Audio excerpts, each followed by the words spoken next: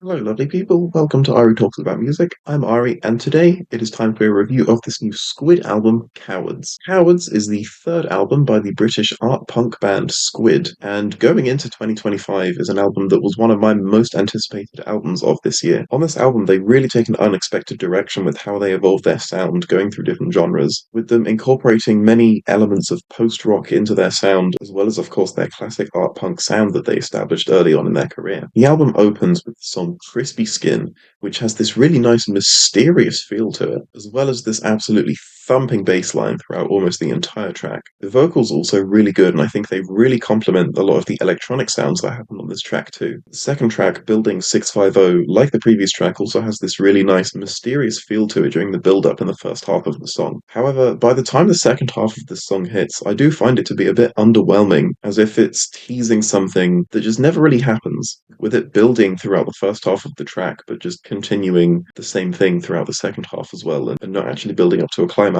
like the opening track on this album. Build on Blood on the Boulders really showcases its influence from albums like Spiderland with the way it builds, and also many of the arrangements have a more almost math rock and post rock leaning sound to it. And of course, with the build up on this track being much better than the previous one. Fieldworks 1 acts as this nice little interlude after a very intense song, with the more baroque leaning instrumentation sounding really good. And then, of course, Fieldworks 2 just starts with this absolutely amazing build up, which is just slowly adding more and more instruments, slowly one at a time. And of course, the vocals on this track, once again, absolutely amazing. This really nice, mysterious kind of sound to them, like on the first two tracks. Cro-Magnon Man shows off some more mechanical leaning instrumentation, which I think is a really unique and interesting idea to explore on this album, as well as, of course, like every other track I've mentioned so far, the vocals on this song are just amazing, and some of my favorite on the entire album. The title track really just goes full post-rock and really just shows off its influence from albums like Lift Your Skinny Fists, like Antennas to Heaven, especially in some of the very ethereal sounds happening in the first few seconds of this track, and also a lot of the brass instruments during the build-up, also very reminiscent of that album. I do find Showtime to be one of the slightly less interesting tracks on this album, especially during its first half. I just have very little to say about it. However, I do think this song snaps out of it pretty quickly, and by the second half does showcase a lot of cool ideas and sound effects, with the build-up again in the second half also just sounding great. And finally, the closing track, Well Met, just closes things off really well, starting with these really soft vocals and instrumentation too. And the song, once again, like